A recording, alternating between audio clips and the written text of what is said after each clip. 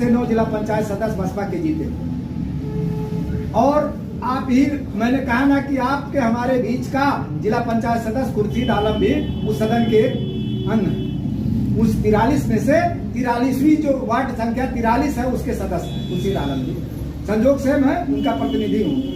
मैं आप लोगों को एक सच्ची बात बताऊं, जिला मुख्यालय पे सभागार में जिला पंचायत सदस्यों की बैठक चल रही थी। वर्तमान सरकार के जो विधायक थे वो अपनी सरकारों के गुणगान गा रहे थे। वर्तमान जो सरकार है इनके विधायक भी, क्योंकि होता क्या है भाई, जाहिर सी बात है जिसकी सरकारें होती है उनके लोगों का वर्चस्व होता है। यही खुर्शीद आलम है। जब हरैया के विधायक अपने पार्टी अपने दल का गुणगान गाने लगे तो इन्होंने कहा महोदय बैठ जाइए। ये ऐसे कहा इन्होंने। इसने कहा एक सच्चा अम्बेडकरवादी जब सदन में जीत के जाएगा तो नजीर रहेगा, इस बात को आप भूलिए मत। इन्होंने कहा महोदय आप बैठ जाइए, ये आपका विधानसभा का सदन नहीं है, ये जिला पंचायत का सदन है और यहाँ आप वही बात करें जो इस 43 जिला पंचायत सदस्यों के हित की बात। ये कौन बोल सकता है? ये एक सच्चा अम्बेडकरवादी। वरना जब चुनाव आएगा ना तो अन्य दल से टूट करके तमाम बहुजन समाज का हिस्सा बनने के लिए और जीतेंगे भी। नतीजा ये होगा कि हम और आप मेहनत करके उसे जिताने का तो काम करेंगे, लेकिन वो टिकने वाले नहीं लोग होंगे, बिकने वाले लोग। यही तो होता है। तो इस चीज को समझना होगा और ये समझा तब जा सकता है जब इस जो कार्यकर्ता, जो साथी हमारे और आपके बीच का संघर्षशील जीत करके जाएगा तो उसे इस बात का अनुभव रहेगा कि अगर मैंने गलतियां की तो दोबारा फिर मैं इस समाज को क्या मुंह दिखाऊंगा, कैसे इस सदन में जाऊंगा। जैसे मान्यवर साहब एक मोची को, एक दर्जी को, ऐसे लोगों को विधायक बना करके आपने दिखाया तो हमारे और आपके आदर्श तो इतने अच्छे अच्छे महापुरुष हैं कि नहीं है?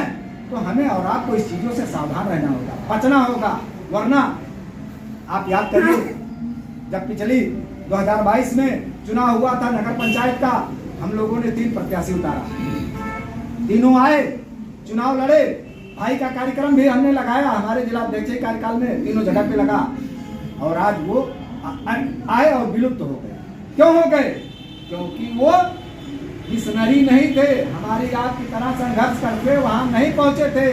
उनके पास इस बात का घमंड था, इस बात का भरोसा था कि हमारे पास पैसे हैं, हम खर्च करेंगे तो चुनाव जीत करके अपनी जगह बना लेंगे। लेकिन संजोग अच्छा रहा कि हम और आप उस छलावे से बच गए।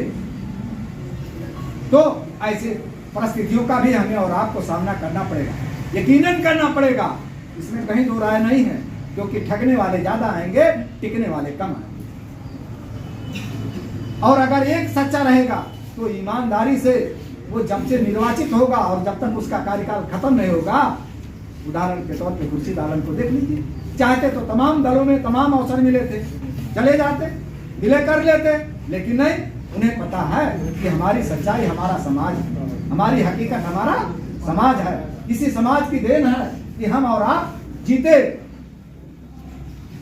जिताए और सदन में भेजे। तो ऐसे लोगों से बार बार सावधान रहने की जरूरत है, क्योंकि जब तक अच्छे लोग सदनों में नहीं जाएंगे, एक सच्चा अम्बेडकरवादी नहीं जाएगा, तब तक इस समाज का भला हो नहीं सकता है। इसलिए अब देखिए, बहुत समय नहीं लेंगे, हमारे मुख्य अतिथि हम लोगों के बीच में हैं, जो अभिभावक के रूप में निरंतर दिशा देने का काम करते हैं। उनसे बहुत कुछ सीखना है, उनके सम्मान में हम लोगों को बहुत कुछ करके दिखाना है। और एक चाहे वो छोटा पद हो, चाहे बड़ा पद हो, चाहे बिना पद के हो, अगर ईमानदारी है, समाज में परिवर्तन करना चाहते हैं तो पदों की परवाह मत करिए, क्योंकि पद सीमित होते हैं, पद सीमित होते हैं, उसके अलावा भी समाज होता है। और जब समाज को मान सम्मान मिलेगा तो हमें और आपको ऑटोमेटिक मिलता रहेगा। हमारी बहन बेटियों के साथ, हमारे नौजवानों के साथ शोषण नहीं होगा। तो ऐसे साथी अगर मौजूद हैं तो हम चाहेंगे कि उनकी वाणी से हम लोग बहुत कुछ सीखें और सीख करके अपने दिलों में उनकी वाणी को जगा दें और आने वाले समय में करके दिखाएंगे। भाई हमारे डॉक्टर आकिब साहब, हम चाहेंगे कि वो आप हमारे बीच में उपस्थित हैं, अपनी वाणी से हमें और आपको दिशा देने का काम करें। एक बार जोरदार तालियों से स्वागत होगा। एक निवेदन है।